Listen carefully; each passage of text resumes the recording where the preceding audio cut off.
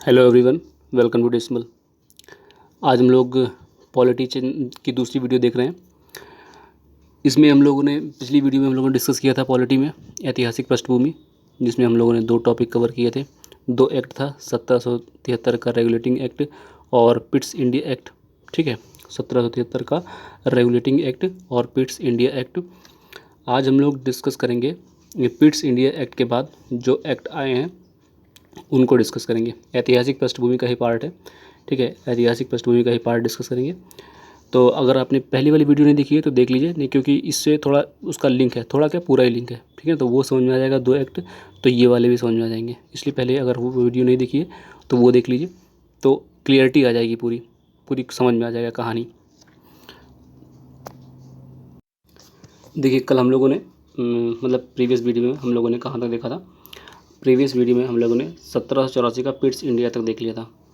ठीक है, आज हम लोग जो देखेंगे वो 1833 का चार्टर एक्ट। ठीक है, 1833 का चार्टर अधिनियम देखेंगे। देखो, 1833 का चार्टर अधिनियम, देखो केंद्रीकरण की दिशा में यह अधिनियम निर्णायक था। मतलब इस जो सेंट्रलाइजेशन था यहाँ से एक तरह से शुरू हुआ था। ठीक है, केंद्रीकरण की दिशा में ये अधिनियम निर्णायक था। एक्ट की विशेषताएं क्या थी? बंगाल के गवर्नर जनरल को भारत का गवर्नर जनरल बना दिया गया। ठीक है, बंगाल के गवर्नर जनरल को भारत का गवर्नर जनरल बना दिया गया। मतलब कि पहले बंगाल का जो गवर्नर था उसको बंगाल का गवर्नर जनरल बना दिया गया। अब क्या है, बंगाल के गवर्नर जनरल को पूरे भारत का, ठीक है, पूरे भारत का गवर्नर जनरल बना दिया गया। पूरे भारत का गवर्नर जनरल बना दिया गया। देखो, पहले क्या था? पहले जैसे मान लो, मैं फिर से बता दूं एक बार। देखो, जैसे ये इंडिया है। ठीक है, ये इंडिया है, इंडिया का मैप बना रहा हूँ यहाँ पे। तो ये जैसे इंडिया है तो इधर बंगाल है। ठीक है, इधर बंगाल है। ठीक है, इधर मुंबई है, मतलब कि इधर मद्रास है। ठीक है, इधर मद्रास है। तो क्या था कि पहले सबके गवर्नर जो है अलग अलग थे। ठीक है, सबके गवर्नर अलग अलग थे। तो 1773 के रेगुलेटिंग एक्ट में इन दोनों गवर्नरों को जो है इसके अधीन कर दिया गया। ठीक है, बना दिया गया बंगाल का गवर्नर। ठीक है, बंगाल का गवर्नर। फिर क्या किया गया ये वाले एक्ट में, 1833 के एक्ट में क्या किया गया? 1833 के एक्ट में क्या किया गया कि जो बंगाल का गवर्नर था उसको पूरे भारत का गवर्नर जनरल बना दिया गया। ठीक है, गवर्नर जनरल बना दिया गया। सभी नागरिक और सैन्य शक्तियाँ नहीं थी। तो जो भारत का गवर्नर जनरल था उसमें नागरिक शक्तियाँ भी थी और सैन्य शक्तियाँ भी थी। एक ऐसी सरकार का निर्माण जिसका ब्रिटिश भारत के संपूर्ण क्षेत्र पर नियंत्रण, मतलब कि एक ऐसी 1833 के जो चार्टर एक्ट था उसने एक ऐसी सरकार का निर्माण किया, जिसका पूरे भारत पर नियंत्रण था। ठीक है, ब्रिटिश सरकार भारत के संपूर्ण क्षेत्र पर नियंत्रण था, मतलब कि ब्रिटिश सरकार का पूरे भारत पर नियंत्रण हो गया। लॉर्ड विलियम बेंटिक, ठीक है, Lord William Bentinck first governor general of India, मतलब कि पहले गवर्नर जनरल है कौन? William Bentinck. विलियम बेंटिक का नाम ध्यान रखना, पहले गवर्नर जनरल विलियम बेंटिक। पहले गवर्नर जनरल कौन है? William Bentinck.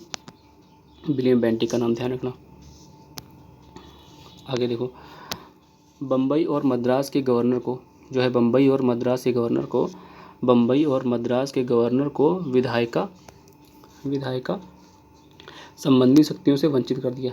ठीक है, बम्बई और मद्रास के गवर्नर को विधायिका संबंधी शक्तियों से वंचित कर दिया गया। तो ये चीज़ ध्यान रखना कि इसमें क्या हुआ, जो बाकी दो गवर्नर थे उनको विधायिका संबंधी शक्तियों से वंचित कर दिया गया। गवर्नर जनरल को विधायिका के असीमित अधिकार दे दिए गए। तो जो भारत का गवर्नर जनरल था उसको विधायिका के असीमित अधिकार मिल गए थे। ठीक है, विधायिका के असीमित अधिकार मिल गए थे। पहले क्या था, मतलब पहले बने कानूनों को नियामक कानून कहा गया और अब जो कानून बने उनको जो है अधिनियम या एक्ट कहा गया। ठीक है, तो इससे इस नियम से पहले जितने भी कानून बने उनको नियामक, ठीक है, नियामक कानून कहा गया और इसको एक्ट कहा गया। ठीक है, इसको कहा गया एक्ट। ठीक है, इसको एक्ट कहा गया। इसके बाद से जो भी बनेगा वो एक्ट बनेगा। ठीक है, ये था, ये चीज़ ध्यान रखना। कंपनी की जो है व्यापारिक निकाय नहीं रही, मतलब कंपनी को एक तरह से व्यापारिक निकाय नहीं रखा गया, मतलब कुछ पावर कंपनी से ले ली गई, थोड़ी बहुत थी और बाकी इसके बाद जो एक्ट आया उसमें तो पूरी ले ली गई थी धीरे धीरे, ठीक है। तो एक तरह से कंपनी से पावर लेना शुरू कर दिया था, ठीक है। और एक तरह से कंपनी को व्यापारिक निकाय नहीं प्रशासनिक निकाय बना दिया गया, ठीक है। प्रशासनिक निकाय मतलब केवल जो है थोड़ा बहुत प्रशासन का काम करेगी वो। चार्टर एक्ट 1833 में सिविल सर्वेंट्स के चयन के लिए प्रयास किया गया, मतलब कि जो चार्टर एक्ट 1833 का आया है, सिविल सर्वेंट समझते हैं, जो सिविल सर्वेंट नहीं जानते क्या होता है। सिविल सर्वेंट मतलब कि जो आज वर्तमान के जो बड़े अधिकारी होते हैं ना, जैसे कि आईएएस या आईपीएस या आईआरएस है ना, या पीसीएस, ये सब सिविल सर्वेंट में आते हैं। तो उस समय जो सिविल सर्वेंट होते थे वो उनको 1833 के चार्टर में सिविल सर्वेंट के चयन के लिए प्रयास किया गया। पहले क्या था कि पहले जो सिविल सर्वेंट होते थे, एक कॉलेज था हैलीबेरी, तो वहाँ से अगर ग्रेजुएट हो जाओ तो ग्रेजुएशन कर लो, इंग्लैंड में था, उसके बाद जो है आप अधिकारी बन सकते थे, ठीक है, यहाँ भारत में भेज दिए जा सकते थे। तो इस तरह होता था, मतलब कि हिंदुस्तानियों के लिए नहीं था, वो केवल ब्रिटिशर्स के लिए था। तो तब केवल जो एक कॉलेज था हैलीबरीज, वहाँ पे एडमिशन मिलता था, इंडियंस को अलाउड नहीं था, ठीक है। तो इसमें जो है थोड़े से प्रयास किए गए थे सिविल सर्वेंट्स के लिए, लेकिन वो पूरी तरह से हो नहीं पाए। इसमें कहा गया इंडियंस को भी किसी पद, कार्यालय और रोजगार से वंचित नहीं किया जाएगा, ठीक है। तो ये जो एक्ट आया 1837 का, इसमें कहा गया कि जो इंडियंस हैं, भारतीय हैं, उनको भी किसी पद, कार्यालय और रोजगार से वंचित नहीं किया जाएगा। इंडियंस को मतलब कि भारतीयों को वैसे ही अधिकार दिए जाएंगे जैसे ब्रिटेन के लोगों को दिए जाते हैं, ठीक है। जैसे ब्रिटेन के लोगों को दिए जाते हैं वैसे ही भारतीयों को भी अधिकार देने की बात कही गई थी इसमें, ठीक है। और क्या था इसमें, देखो, कोर्ट ऑफ डायरेक्टर के विरोध के कारण ये प्रावधान लागू नहीं हो पाया। तो एक जो है बॉडी थी कोर्ट ऑफ डायरेक्टर्स, ठीक है, कोर्ट ऑफ डायरेक्टर्स थी एक बॉडी, कोर्ट ऑफ डायरेक्टर, उन्होंने इसका जो है विरोध किया, कोर्ट ऑफ डायरेक्टर्स ने इसका विरोध किया। कोर्ट ऑफ डायरेक्टर्स ने क्यों विरोध किया होगा? कोर्ट ऑफ डायरेक्टर्स ने विरोध किया क्योंकि पहले जो सिविल सर्वेंट होते थे वो कोर्ट ऑफ डायरेक्टर्स के ऑर्डर पे नियुक्त होते थे, लेकिन तो अगर कंपटीशन करवाओगे, मतलब एग्ज़ाम से करवाओगे, तो फिर कोर्ट ऑफ डायरेक्टर्स की वैल्यू क्या रहेगी, ठीक है। तो कोर्ट ऑफ डायरेक्टर्स ने इस चीज़ का विरोध किया कि एग्ज़ाम ना करवाओ, हम ही लोग जो है जो सिविल सर्वेंट्स हैं उनका चयन करेंगे। तो जब एग्ज़ाम की बात आई इसमें कि एग्ज़ाम कंडक्ट करवा करके 1833 के चार्टर में एक तरह से सिविल सर्वेंट्स की भर्ती करवाई जाएगी, कोर्ट ऑफ डायरेक्टर्स की कोई वैल्यू नहीं रहेगी क्योंकि अब एग्ज़ाम से अधिकारी चुन के आएंगे। तो ये चीज़ कोर्ट ऑफ डायरेक्टर्स को बुरी लगी और उन्होंने जो है बोले कि नहीं, इसका विरोध किया उन लोगों ने, ठीक है। तो उनकी वजह से ये प्रावधान 1833 में जो सिविल सर्वेंट्स के लिए था वो लागू नहीं हो पाया, ठीक है, ये चीज़ ध्यान रखना। अब देखो इसके बाद जो है 1853 का चार्टर अधिनियम देखते हैं, 1853 का चार्टर अधिनियम देखते हैं। इसमें क्या था, देखो 1853 का चार्टर अधिनियम जो था 1793 से 1853 के दौरान, 1793 से 1853 के दौरान ब्रिटिश संसद द्वारा पारित किए गए चार्टर अधिनियम की श्रृंखला में ये अंतिम अधिनियम था, ठीक है ना। तो जो 1833 का 53 का जो था, 1853 का चार्टर था वो लास्ट था, ठीक है, लास्ट था। क्यों लास्ट था, देखो उसके विषय में बताता हूँ कहानी क्यों लास्ट था। जैसे जब 1773 का एक्ट आया, 1773 का जब एक्ट आया तो कंपनी को उस समय कहा गया कि हम तुमको हर 20 साल पे रेगुलेट करेंगे, हर 20 साल पे 20 ईयर, एवरी 20 ईयर कौन रेगुलेट करेगा, ब्रिटिश गवर्नमेंट। तो 1700 इस तरह एक्ट आया था, मतलब कि 1700, जरा ध्यान देना यहाँ पे, 1773 का फिर 20 साल बाद इसके 1793, ठीक है, फिर 20 साल बाद 1813, फिर 20 साल बाद 1833, ठीक है, फिर 20 साल बाद ये जो आया है बताने जा रहा हूँ 20 साल बाद 1833 के बाद 1853 में, ठीक है, 20 साल का अंतर है सब में, 20 साल का। अब दूसरा एक्ट आना था 1873 में, ठीक है, 20 साल तभी तो होगा, 53 से 63 फिर 73, 20 साल होगा। लेकिन हुआ क्या, ये तो सबको पता ही है क्या हुआ कि 1857 की क्रांति हो गई, ठीक है, 1857 की क्रांति हो गई और कंपनी की पूरी तरह से पोल जो है खुल गई ब्रिटिश गवर्नमेंट के सामने कि ये लोग वहाँ करते क्या हैं, ये लोग वहाँ पे एकदम पूरा एकदम अपना नई तरह से गवर्नमेंट बना रखे हैं एक तरह से वहाँ। तो जो ब्रिटिश गवर्नमेंट थी उन्होंने कंपनी से जो है पावर सारी छीन ली और एक तरह से महारानी का शासन हो गया है, तभी से उसको बोला जाता है ताज का शासन, ठीक है ना, ताज का शासन। 1853 इसीलिए आखिरी एक्ट था, ठीक है ना। आप समझ में आया कि 1853 का चार्टर जो था, चार्टर वाली श्रृंखला, जो चार्टर वाली सीरीज़ थी ना, चार्टर, ये चार्टर वो चार्टर, तो चार्टर जो है 1833 के बाद कोई चार्टर नहीं आया, ठीक है। 1833 के बाद कोई चार्टर नहीं आया, 1853 के बाद, ठीक है। 1853 के बाद कोई चार्टर नहीं आया, ठीक है, ये चीज़ ध्यान रखना। 1853 के बाद कोई चार्टर अधिनियम नहीं आया। 1853 के बाद जो कुछ भी आया वो भारत शासन अधिनियम के तहत आया, ठीक है, भारत शासन अधिनियम के तहत आया। अच्छा चलो इसको देख लेते हैं, ये है क्या 1853 का। 1853 का मतलब कि 1793 से 1853 के दौरान ब्रिटिश संसद द्वारा पारित, 1793 1773 कर लो यहाँ पे, 1773, ठीक है, 1773 से, ठीक है, 53 के दौरान ब्रिटिश संसद द्वारा पारित किए गए चार्टर की श्रृंखला में ये अंतिम अधिनियम था, ठीक है, अंतिम अधिनियम था, अंतिम अधिनियम था, ये चीज़ ध्यान रखना। ये क्या था, ये लास्ट था, एकदम लास्ट था, चार्टर वाली श्रृंखला, चार्टर वाली, ठीक है। अब देखो एक्ट की विशेषताएं क्या है, एक्ट की विशेषताएं, गवर्नर जनरल की परिषद के विधायी एवं प्रशासनिक कार्यों को अलग कर दिया गया, मतलब गवर्नर जनरल के विधायी कार्य अलग कर दिए गए, प्रशासनिक कार्य अलग कर दिए, मतलब विधायी अलग, प्रशासनिक अलग, ठीक है, ये चीज़ ध्यान रखना, विधायी और प्रशासनिक अलग कर दिए गए।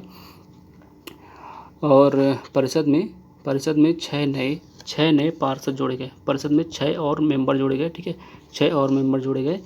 इसमें विधान परिषद, इसे विधान परिषद कहा गया, जो मेंबर और सब मिल के जो बनी एक बनी काउंसिल जो बनी, उसको कहा गया विधान परिषद कहा गया, ठीक है, उसको विधान परिषद कहा गया। सिविल सर्वेंट्स के लिए एग्ज़ाम की व्यवस्था की गई इसमें, ठीक है, सिविल सर्वेंट्स के लिए एग्ज़ाम्स की व्यवस्था, सिविल सर्वेंट्स के लिए एग्ज़ाम कंडक्ट होने लगे इसमें, ठीक है।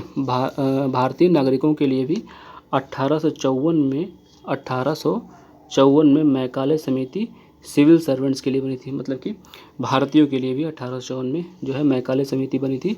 कंपनी के शासन का विस्तार किया गया, ठीक है, इसमें कंपनी के शासन का विस्तार हुआ। और इंग्लैंड राजशाही के तहत कब्जे में रहने का विश्वास, कब्जे में रहने का मतलब इंग्लैंड राजशाही के तहत कब्जे में रहने का विश्वास दिया गया, ठीक है, इंग्लैंड राजशाही के तहत कब्जे में रहने का विश्वास दिया गया। और पहली बार फर्स्ट टाइम भारतीय केंद्रीय विधान परिषद में स्थायी प्रतिनिधित्व प्रारंभ हुआ, ठीक है, भारतीय केंद्रीय विधान परिषद में स्थानीय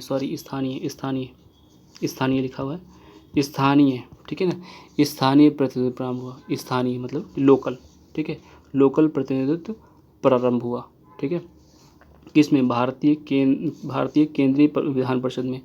गवर्नर जनरल की परिषद में 6 नए सदस्य में से, जो गवर्नर जनरल की जो परिषद थी उसमें 6 नए सदस्य में से 4 जो थे, 4 का चुनाव बंगाल, मद्रास, बम्बई और आगरा की स्थानीय प्रांतीय सरकारों द्वारा किया जाना था, ठीक है। तो गवर्नर जनरल की जो काउंसिल थी उसमें 6 सदस्य थे और उसमें से 4 कहाँ से थे, उनका चुनाव बंगाल से, मद्रास से, बम्बई, आगरा, यहाँ से 1 2 3 4 जो थे स्थानीय प्रांतीय सरकारों से लिए गए थे, ठीक है। इसमें इतनी चीज़ें ध्यान रखना। आगे देखते हैं, देखो आगे क्या है फिर, ताज का शासन, ठीक है ना, ताज का शासन। अभी पीछे बताया ना कि जो 1853 का था वो लास्ट था, ठीक है, लास्ट था किसके, चार्टर वाली सीरीज़ का। अब इसके बाद जो है 1857 की क्रांति हो गई, ठीक है, 1857 की क्रांति हो गई। जब 1857 की क्रांति हो गई तो उसके बाद से कंपनी से जो है पावर ले ली किसने, ब्रिटिश गवर्नमेंट ने, और महारानी का शासन डायरेक्ट हो गया, ठीक है ना। एक तरह से भारत को ब्रिटिश इंडिया बना दिया गया, भारत को जो है ब्रिटिश इंडिया बना दिया गया। ये चीज़ ध्यान रखना। अब देखो यहाँ पे ताज का शासन कब से कब तक, 1858 से लेकर 1947 तक, जब तक देश आज़ाद नहीं हुआ, ठीक है, जब तक देश आज़ाद नहीं हुआ तब तक। 1858 के भारत शासन अधिनियम में क्या था, अब देखो यहाँ पे चार्टर नहीं, यहाँ भारत शासन अधिनियम आएगा, ठीक है, यहाँ पे भारत शासन अधिनियम आएगा, ये चीज़ ध्यान रखना। अब देखो इसमें लिखा हुआ है 1857 के विद्रोह के बाद निर्मित यह भारत के शासन को अच्छा बनाने वाला अधिनियम, ठीक है, नाम से प्रसिद्ध था। ठीक है, अच्छा बनाने वाला नियम के नाम से प्रसिद्ध था। अच्छा बनाने वाले नियम का मतलब क्या था कि पहले क्या जो नियम थे वो सारे गंदे थे? ऐसा बिल्कुल भी नहीं था। अच्छा बनाने वाले से मतलब ये था इन लोग का कि पहले जो राजा हुआ करते थे, पहले जो राजा हुआ करते थे, उनसे आप क्वेश्चन नहीं कर सकते थे। ठीक है ना, उनसे आप क्वेश्चन नहीं कर सकते थे। लेकिन अब जो सरकार है ना, वो क्या है कि उससे आप क्वेश्चन कर सकते हो, सरकार के ऊपर मुकदमा कर सकते हो, सरकार तुम्हारे ऊपर मुकदमा कर सकती है। इस संबंध में ये जो अच्छा वर्ड यूज़ किया है ना, गुड गवर्नमेंट या गुड गवर्नेंस, तो ये इस संबंध में किया गया है, अच्छा वाला जो शब्द है, ये चीज़ ध्यान रखना है यहाँ पे। ठीक है, आगे देखें, ये देखो इसमें ना अच्छा बनाने वाले अधिनियम नाम से प्रसिद्ध था। ठीक है ना, और इसने ईस्ट इंडिया कंपनी जो आई मतलब ईस्ट इंडिया कंपनी को समाप्त कर गवर्नरों, क्षेत्रों और राज्य संबंधी शक्तियाँ ब्रिटिश राजशाही को हस्तांतरित कर दी। मतलब कि जितनी भी पावर ईस्ट इंडिया कंपनी के पास थी, अब वो कहाँ चली गई? ब्रिटिश राजशाही के पास, ब्रिटिश राजशाही के पास। ठीक है, मतलब कि जो ब्रिटेन की महारानी थी वहाँ पे उनके पास चली गई। अब देखो इस एक्ट की विशेषताएं क्या थी, इस एक्ट की विशेषताएं क्या थी वो देख लेते हैं। तो एक्ट की विशेषताएं जो थी, एक्ट में भारत का शासन सीधे महारानी विक्टोरिया के अधीन हो गया। ठीक है, भारत का शासन किसके अधीन हो गया? महारानी विक्टोरिया के। भारत का शासन सीधे महारानी विक्टोरिया के अधीन हो गया। ठीक है, ये चीज़ ध्यान रखना। गवर्नर जनरल का पद नाम बदलकर वायसराय कर दिया गया। ठीक है ना, अब जो गवर्नर जनरल थे, भारत के गवर्नर जनरल, अब उनका नाम क्या हो गया? वायसराय। ठीक है, वायसराय। ठीक है, ध्यान रखना, ये वायसराय पूछा जाता है कि किस एक्ट के माध्यम से जो है गवर्नर जनरल का नाम वायसराय हो गया। तो ये चीज़ ध्यान रखना कि जब 1857 की क्रांति हुई तो उसके बाद जो 1858 का एक्ट आया, ठीक है, क्रांति के बाद, तो उसी में जो गवर्नर जनरल था उसका नाम वायसराय कर दिया गया। ये चीज़ ध्यान रखना। आगे देखते हैं, जो नियंत्रण बोर्ड था ना, नियंत्रण बोर्ड, बोर्ड ऑफ कंट्रोल, नियंत्रण बोर्ड एवं निदेशक, हाँ वायसराय, पहला जो है वायसराय था वो कैनिंग। ठीक है ना, पहला कौन था? कैनिंग, भारत का प्रथम वायसराय, वायसराय प्रथम था। ठीक है, कैनिंग का नाम याद रखना, है पूछा जाता है क्वेश्चन कि पहला वायसराय कौन था, तो लॉर्ड कैनिंग का नाम रखना याद। और नियंत्रण बोर्ड, निदेशक कोड समाप्त कर दिए गए, द्वैध शासन प्रणाली जो थी वो भी समाप्त हो गई। ठीक है, नियंत्रण बोर्ड और जो निदेशक बोर्ड था समाप्त कर दिया गया, द्वैध शासन प्रणाली समाप्त हो गई। नया पद भारत के सचिव का सृजन किया गया। ठीक है, नया पद जो है एक भारत का सचिव के नाम से पद जो है बनाया गया, और भारतीय प्रशासन का संपूर्ण नियंत्रण शक्ति इसमें निहित थी। ठीक है, जिसमें भारत के प्रशासन की संपूर्ण शक्ति, भारत के प्रशासन पर संपूर्ण नियंत्रण उसमें निहित थी। ठीक है ना, किसके पास? भारत सचिव के पास।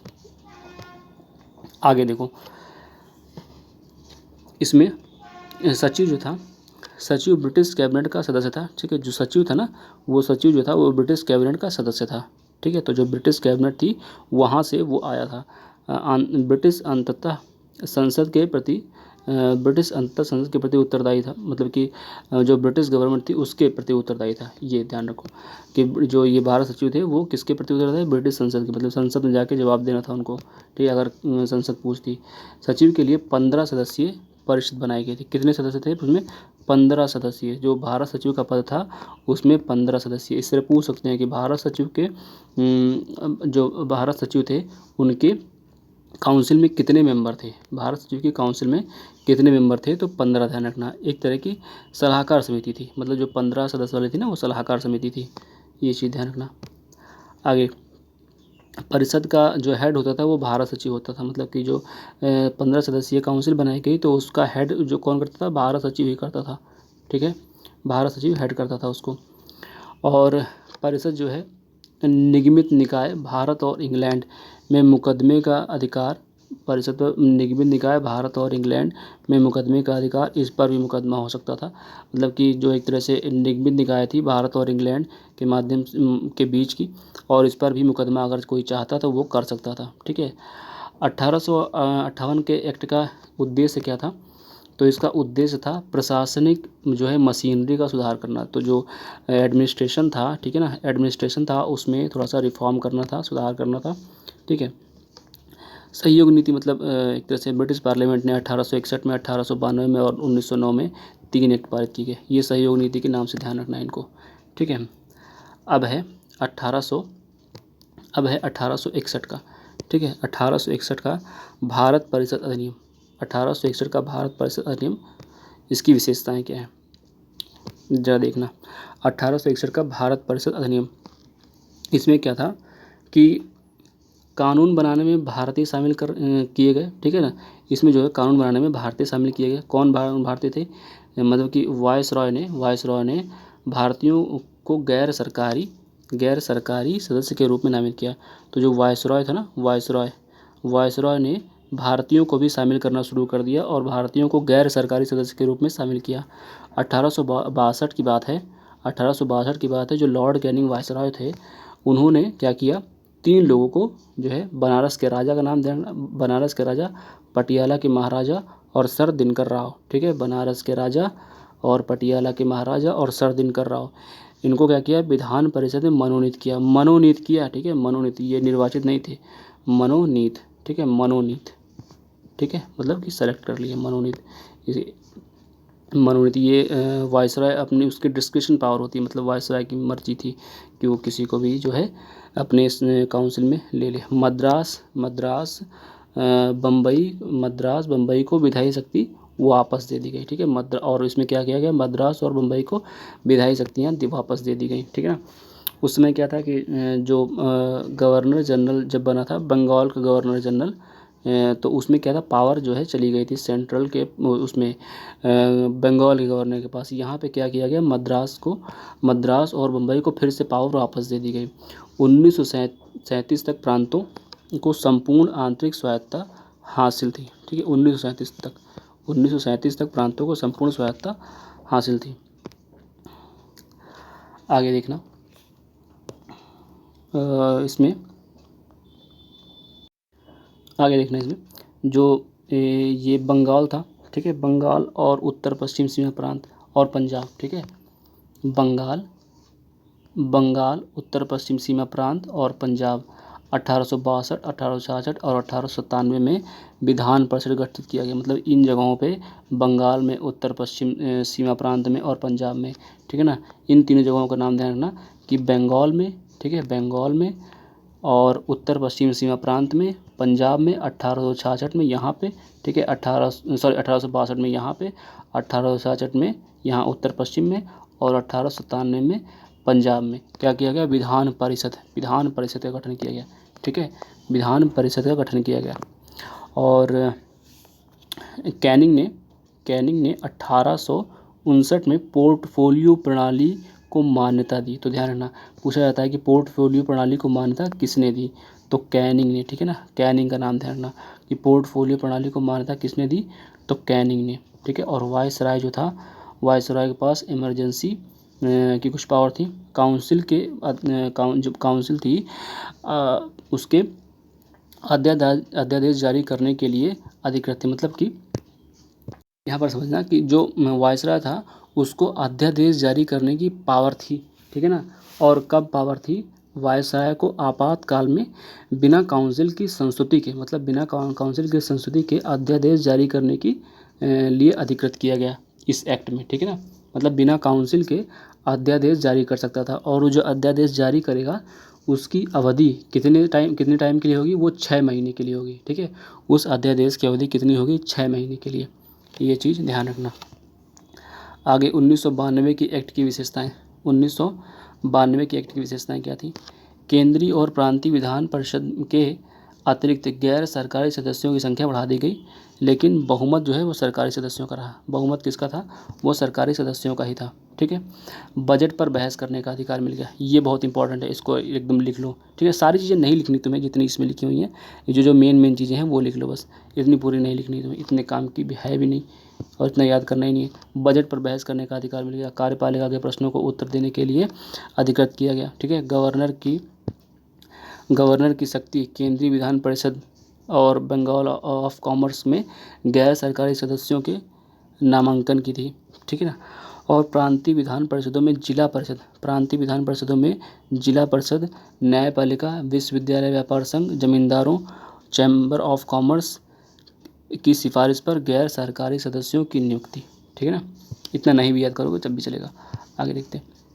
केंद्रीय और प्रांतीय परिषदों दोनों में गैर सरकारी सदस्यों की नियुक्ति के लिए सीमित और परोक्ष चुनाव, ठीक है ना। चुनाव शब्द का अधिनियम में कोई एक्ट नहीं है, तो ये ध्यान रखना कि चुनाव शब्द का इसमें कोई भी जिक्र नहीं किया गया, ठीक है। 1892 के एक्ट में, ठीक है, ये चीज़ ध्यान रखना। अब देखो बहुत ही ये इम्पोर्टेंट है ये 1909 वाला, ठीक है, 1909 वाला, ठीक है, 1909 वाला। इसको जो है जितनी चीज़ें बता रहा हूँ वो लिख लेना। इसकी जो ऊपर वाले दोनों बताए इसमें केवल 2-3 चीज़ें पॉइंट लिख लोगे तो चल जाएगा, ठीक है ना। 2-3 पॉइंट लिख लोगे तो चल जाएगा। जैसे कि इसमें कानून बनाने सकती जो है भारतीयों को भी ले लिया गया, मतलब कि वायसरॉय ने इन लोग के 3 लोग के नाम लिख लोगे, ठीक है। और मद्रास, बम्बई और इसमें जो है बनी थी विधान परिषदें बनी थी, ये लिख लेना, ठीक है। कैरिंग ए पोर्टफोलियो, बस ये 3 चीज़ लिखना। और वायसरॉय को पावर थी इमरजेंसी में जो है आदेश जारी करने, बस ये 3-4 चीज़ लिख लेना, इसमें भी काम हो जाएगा, ठीक है। और इसी तरह जो है 92 वाले में लिख लेना, ठीक है, 2-3 चीज़ें बस। लेकिन ये इंपॉर्टेंट है, इसमें जो बता रहा हूँ वो चीज़ लिखना। ये वाला काफ़ी इंपॉर्टेंट एक्ट है, 1909 का एक्ट, ठीक है, 1909 का एक्ट है ये। देखो इसको बोलते हैं 1909 वाले को बोलते हैं मार्ले मिंटो सुधार, ठीक है, मार्ले मिंटो सुधार। इसको क्या बोलते हैं? मार्ले मिंटो, इसको बोलते हैं मॉर्ले मिंटो, ठीक है, मॉर्ले मिंटो। जो लॉर्ड मार्ले थे वो इंग्लैंड में भारत के राज सचिव थे। कहाँ क्या थे? इंग्लैंड में भारत के राज सचिव जो है लॉर्ड मार्ले, इनका नाम था। और लॉर्ड जो मिंटो थे वो भारत में वाइसरॉय थे, ठीक है ना। ये 2 लोग का नाम है, लॉर्ड मार्ले और लॉर्ड मिंटो, ठीक है। ये जो है भारत के ये भारत सचिव थे, ठीक है, भारत के राज सचिव थे। और ये वाइसरॉय थे, ठीक है, ये वाइसरॉय थे।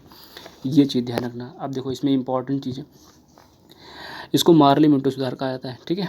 इंग्लैंड में भारत के राज सचिव थे कौन? मार्ले। और जो मिंटो थे वो वाइसरॉय थे, ठीक है। ये चीज़ नोट कर लेना। और क्या चीज़ देखना, केंद्रीय और प्रांतीय विधान परिषदों के आकार में वृद्धि कर दी गई। मतलब कि जो सेंट्रल और प्रोविंशियल जो लेजिस्लेचर था उसमें उसके आकार में वृद्धि कर दी गई, मतलब सदस्यों की संख्या बढ़ा दी गई। और सेंट्रल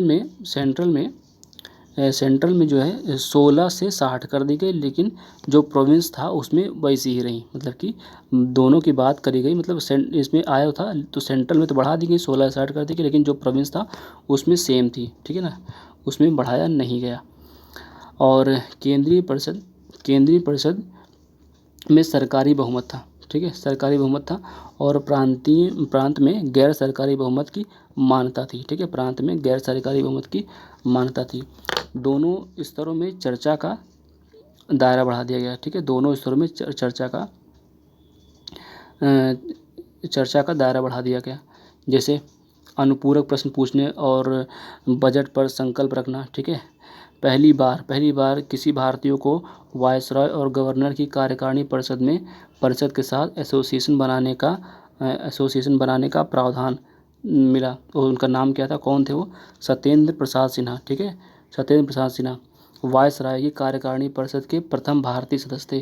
तो इनका नाम देखना सत्येंद्र प्रसाद सिन्हा का नाम ध्यान रखना। क्यों? वायसराय की कार्यकारिणी परिषद के प्रथम भारतीय सदस्य थे।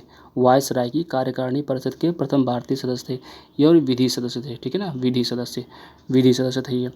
और इसमें एक चीज़ ये ध्यान रखना कि मुसलमानों के लिए सांप्रदायिक प्रतिनिधित्व का प्रावधान, ठीक है ना, एक तरह से इसमें सांप्रदायिक प्रतिनिधित्व का प्रावधान था। किसमें? 1909 के एक्ट में, ठीक है, इसको मार्ले मिंटो बोलते हैं, मुसलमानों के लिए सांप्रदायिक प्रतिनिधित्व का।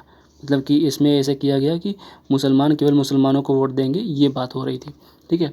लॉर्ड मिंटो सांप्रदायिक निर्वाचक के जनक, ये बहुत पूछा जाता है, ठीक है, कि सांप्रदायिक निर्वाचक के जनक किसे बोला जाता है? तो लॉर्ड मिंटो का नाम ध्यान रखना। सांप्रदायिक निर्वाचन के जनक या सांप्रदायिक निर्वाचक के जनक किसे कहा जाता है? तो लॉर्ड मिंटो, ठीक है।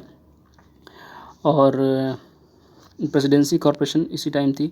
और चैम्बर ऑफ कॉमर्स विश्वविद्यालय और ज़मींदारों के लिए अलग प्रतिनिधित्व का प्रावधान था। बस इसमें इतनी चीज़ जितनी बताई वो नोट करना, ये चीज़ें नहीं भी नोट करोगे लास्ट वाली तो चल जाएगा, ठीक है। तो ये थी जो है इम्पॉर्टेंट हिस्टोरिकल बैकग्राउंड। अभी देखो, अभी ये 1909 का एक्ट है, ठीक है। इसके बाद जो है अभी 1919 का एक्ट बचा हुआ है, ठीक है। 1919 का एक्ट बचा है, हम लोग डिस्कस करेंगे। और उसके बाद 1935 का डिस्कस करेंगे, ठीक है। 1935 का डिस्कस करेंगे। फिर जो है एक एक्ट जो है बहुत इंपॉर्टेंट है, उसका नाम है भारतीय स्वतंत्रता अधिनियम 1947, ठीक है। भारतीय स्वतंत्रता अधिनियम 1947। बस ये 3 एक्ट और डिस्कस करेंगे, ठीक है ना। और पूरे एज इट इज़ नोट्स नहीं बनाने हैं, इसमें जो मेन फैक्ट हैं 4-5 पॉइंट लिख लेना है। वो बस मैं समझा इसलिए रहा हूँ शुरुआत की वीडियो इतनी बड़ी और इतना ज़्यादा डिटेल में, क्योंकि अगर जब चीज़ें पुरानी मतलब हिस्ट्री वाली समझ जाओगे तो तुम्हें आगे पूरा जो वो है कॉन्स्टिट्यूशन समझने में बड़ी आसानी हो जाएगी, ठीक है ना। वही है कि पहले अगर थोड़ा मेहनत कर लेंगे तो बाद में जो है उतनी मेहनत नहीं करनी पड़ेगी, चीज़ें पता रहेंगी कहाँ कब क्या हुआ था और क्यों हुआ था, कारण पता रहेगा। ऐसे फिर क्योंकि कॉन्स्टिट्यूशन में बहुत सारी चीज़ें हैं, सब चीज़ें रट नहीं सकते ना, इसलिए। तो इसके बाद हम लोग 3 कानून और डिस्कस करेंगे। आज हम लोगों ने जो है काफ़ी चीज़ें डिस्कस करी, ठीक है। और इस वीडियो में इतना ही है, ठीक है। इस वीडियो में इतना ही है। और बाकी आप लोग जो है लाइक कर सकते हैं, ठीक है, शेयर कर सकते हैं और सब्सक्राइब कर सकते हैं, ठीक है। अपने दोस्तों को शेयर कर दीजिए जिन लोग को अगर पॉलिटी में समस्या है या पॉलिटी जो है थोड़ा सीखना चाहते हैं। देखो वन लाइनर पढ़ने को तुम्हें हर जगह मिल जाएगा, डिटेल में कोई नहीं समझाएगा, ठीक है ना। और डिटेल में समझाएगा भी तो जो चीज़ें समझ में आए ना आए उसी कोई पक्का भी नहीं होता।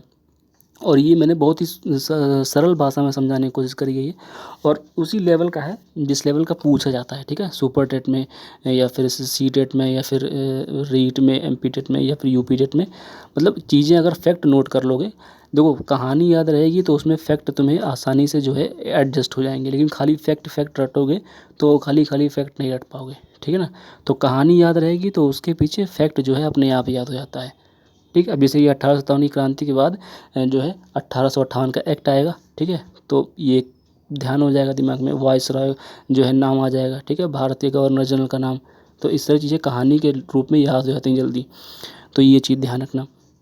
और फिर मिलते हैं नेक्स्ट वीडियो में, तब तक के लिए धन्यवाद।